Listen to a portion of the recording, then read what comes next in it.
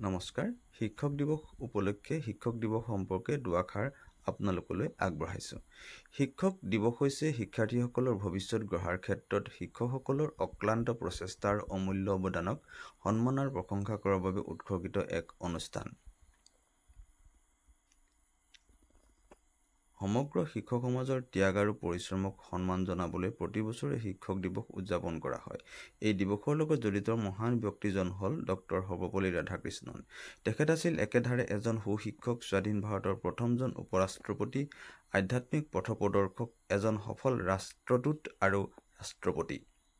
Doctor Sarvepalli ৰাধাকৃষ্ণনৰ জন্মদিনটো সমগ্ৰ ভাৰতবৰ্ষতে শিক্ষক দিৱস হিচাপে পালন কৰা হয়। প্ৰকৃতপক্ষে সমগ্ৰ শিক্ষকসকলৰ ত্যাগ আৰু পৰিশ্ৰমক সন্মান জনাবলৈ এই দিৱস উদযাপন কৰা হয়।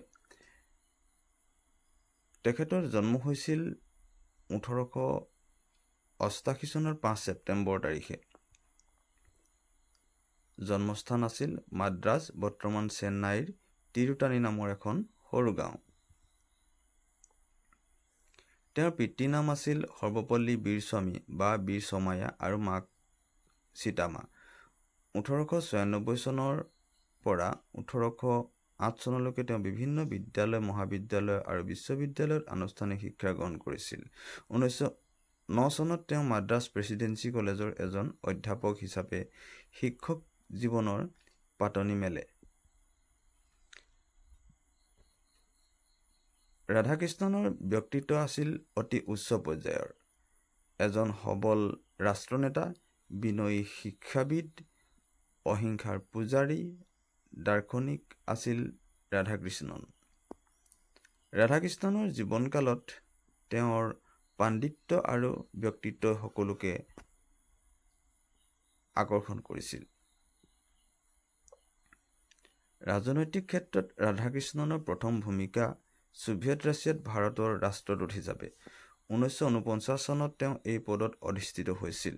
তেওঁ ৰাষ্ট্ৰসংঘত ভাৰতক প্ৰতিনিধিত্ব কৰাৰ উপৰিও ইউনেস্কোলৈ প্ৰতিনিধি মনোনীত হৈছিল। 1952 চনত ৰাধাকৃষ্ণন ভাৰতৰ উপৰাষ্ট্ৰপতি হিচাপে নিৰ্বাচিত হৈছিল আৰু ৰাজ্যসভাত বিশেষ দক্ষতাৰে অধ্যক্ষতা কৰি সকলো সদস্যৰ স্বতঃস্ফূৰ্ত সহযোগিতা লাভ কৰিছিল। 1954 চনত ৰাধাকৃষ্ণনক ভাৰত ৰত্ন উপাধিৰে বিভূষিত কৰা হৈছিল।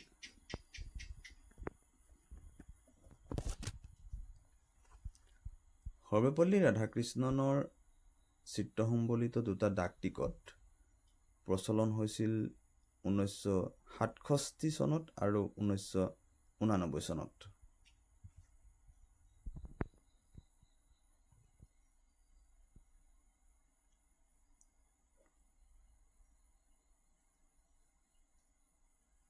ডক্টৰ ৰাধাকৃষ্ণনৰ দাৰ্শনিক দৃষ্টিভংগী বৰ প্ৰখৰ আছিল। তেওঁৰ মতে ব্যক্তিয়ে সমাজ আৰু সমাজেই ব্যক্তি। ব্যক্তিৰ উন্নতি হোৱা মানে সমাজৰ উন্নতি সাধন। 1975 চনৰ জানুৱাৰীত তেওঁ হঠাতে ইউৰেমিয়া ৰোগত আক্ৰান্ত হৈ এখন নাৰ্ছিং হোমত ভৰ্তি হয়। কিছুদিন নাৰ্ছিং হোমত চিকিৎসাৰ পাছত ঘৰলৈ উভতি আহে।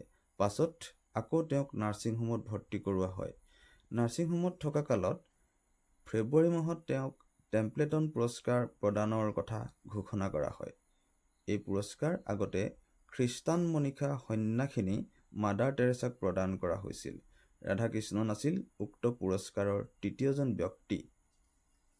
16 এপ্ৰিলৰ দিনা ৰাতি 12:45 বিশ্বৰ শ্ৰেষ্ঠ এই গৰাকী মনীষী ডক্টৰ সৰ্বপল্লী ৰাধাকৃষ্ণনে নাৰ্ছিং হোমতে তেওঁৰ নশ্বৰ দেহ ত্যাগ কৰে। মৃত্যুকালত তেওঁৰ বিচনাৰ কাষতে উপস্থিত আছিল তিনিওজনী কন্যা আৰু প্ৰিয় পুত্ৰ প্ৰখ্যাত পণ্ডিত ডক্টৰ এছ গোপাল।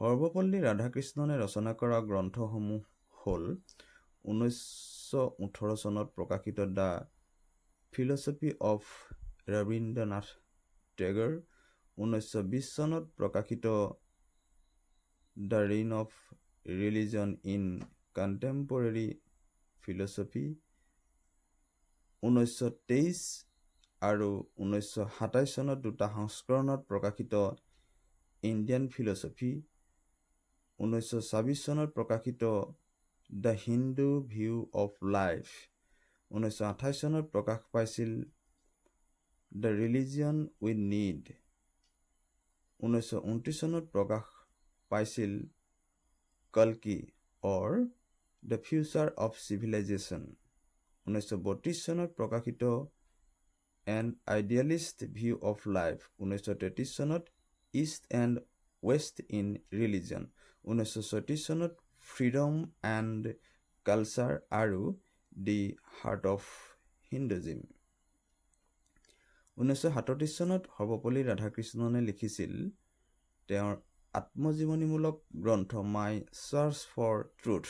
1938 চনত গৌতম দি বুদ্ধ, 1939 চনত eastern religion and western thought, 1944 চনত গান্ধীৰ জীৱন আৰু কৰ্মৰ ওপৰত বিশ্লেষণ কৰি ইন্ট্ৰডাকশ্যন টু মহাত্মা গান্ধী প্ৰকাশ কৰিছিল।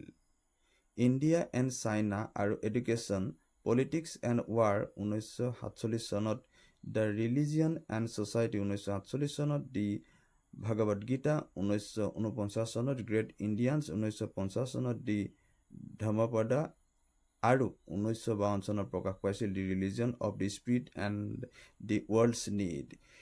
এই মহান ব্যক্তিজনলৈ আন্তৰিক শ্ৰদ্ধা জ্ঞাপন কৰিলোঁ। ধন্যবাদ।